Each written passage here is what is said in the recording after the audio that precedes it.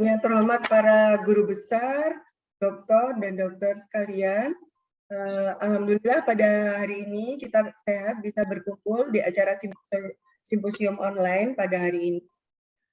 Yang pertama kita akan mendengarkan dari narasumber kita. Yang pertama adalah narasumber etik yang akan dibacakan oleh Dr. Diana Supit.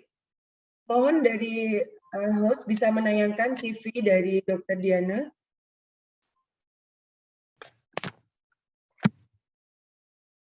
Belum di slideshow. Ya, saya bacakan sekilas. Dr. Diana Meta Supit, spesialis anak konsultan, lulus dari dokter umum Fakultas Kedokteran Universitas Samratulangi Manado tahun 2014. Beliau juga lulus dari dokter anak, juga dari Fakultas Kedokteran yang sama. Tahun 2019, beliau lulus dari konsultan tumbuh kembang pediatri sosial FKUI Jakarta. Dengan berbagai riwayat pekerjaan dan saat ini beliau adalah Ketua Divisi Tumbuh Kembang Pediatri Sosial di RSUD Abdul Wahab Syahrani dan juga sebagai Ketua IDAI Kalimantan Timur tahun 2021 sampai 2024. Kepada yang terhormat Dr. Diana Meta Supit, kami persilakan untuk membacakan etik pada pagi hari ini. Baik, terima kasih Dr. Diana. Saya izin share screen, Dok.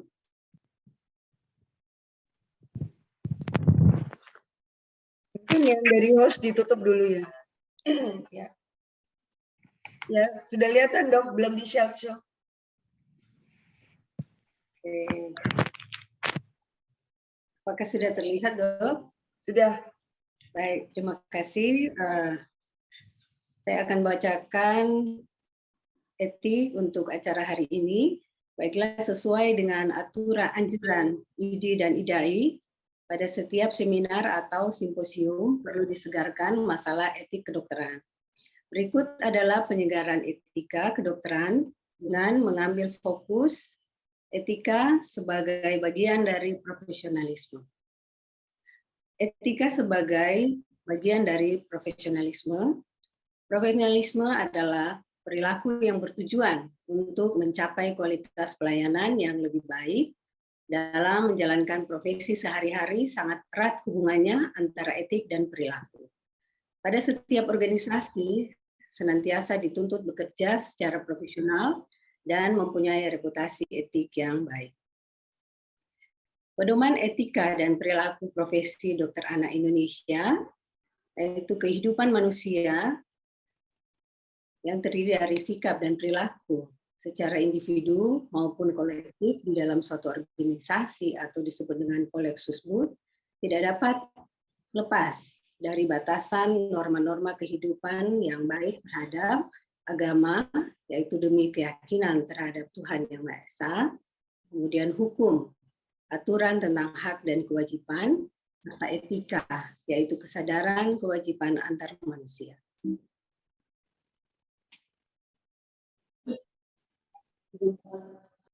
Penyelenggaraan praktik kedokteran yang baik di Indonesia, yaitu berdasarkan standar praktik kedokteran di Indonesia yang dikeluarkan oleh Konsil Kedokteran Indonesia atau KKI tahun 2007 dan Pedoman Praktik Dokter Spesialis Anak IDAI tahun 2014 sebagai upaya preventif agar dokter tidak masuk ke ranah pelanggaran etik, disiplin, dan hukum. Kewenangan dan kewajiban dokter anak, yaitu berdasarkan Pedoman Praktek Dokter Spesialis Anak, bab ketiga, yaitu setiap dokter harus memiliki surat tanda registrasi atau STR dalam melakukan praktik kedokteran pada pasien anak umur 0 sampai 18 tahun. Menghormati hak martabat dan privasi anak dan orang tua. Melibatkan anak dalam mengambil keputusan. Dalam hal tertentu, dokter dapat memeriksa tanpa dihadiri orang tua untuk menjaga kerahasiaan pemeriksaan. Melakukan edukasi pada anak dan orang tua, kemudian bertanggung jawab terhadap setiap tindakan yang dilakukan. Asuhan klinis yang baik berdasarkan Pedoman Praktik Dokter Spesialis Anak IDAI bab 5 yaitu menyediakan asuhan klinis dan asuhan medis yang baik, kemudian menilai keadaan orang tua untuk memudahkan berkomunikasi.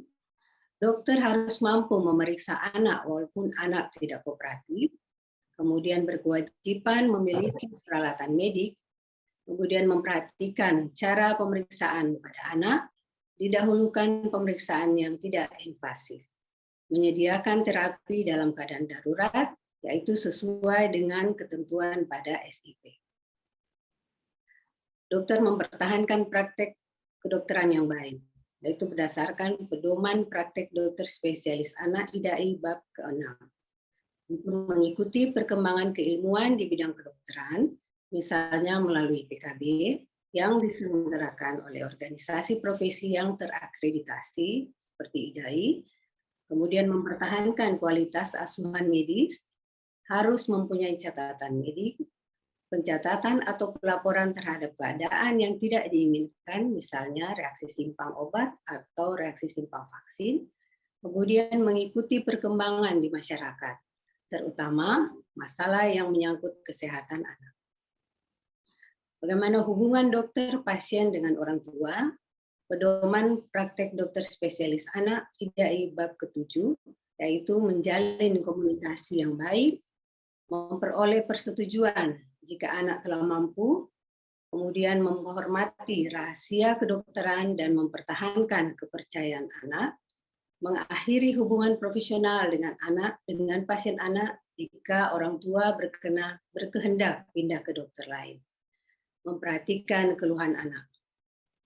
Kemudian untuk kesehatan remaja berdasarkan pedoman praktek dokter spesialis anak IDAI bab ke-9, yaitu remaja harus dipersiapkan kesehatannya untuk menjadi dewasa sehat dan produktif, baik secara sosial maupun ekonomi.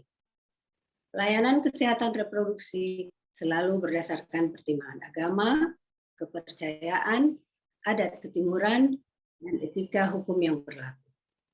Layanan kesehatan seksual remaja bersifat pribadi dan konfidensial. Dokter harus melindungi remaja terhadap aksi kekerasan dalam berbagai bentuk. Sebagai ringkasan, bahwa etika tidak dapat dipisahkan dengan profesionalisme.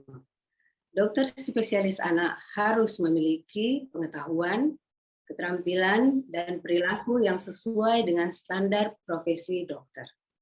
Dokter spesialis anak perlu menyadari hak dan kewenangan dalam pelayanan kesehatan pada anak dengan baik, sesuai dengan tumbuh kembang anak, baik fisik, mental, dan spiritual. Standar praktik kedokteran di Indonesia berdasarkan KKI 2007 dan praktik kedokteran ilmu kesehatan anak IDAI tahun 2014 adalah pedoman preventif agar dokter tidak masuk ke ranah pelanggaran etik, disiplin, dan hukum. Demikian penyegaran etika kedokteran kali ini. Semoga dapat diamalkan dalam praktek kedokteran yang Anda jalankan sehari-hari. Selamat mengikuti webinar atau simposium. Semoga bermanfaat dalam meningkatkan pengetahuan Anda dalam menjalankan praktek kedokteran. Demikian dari saya, Dok. Ya. Terima kasih.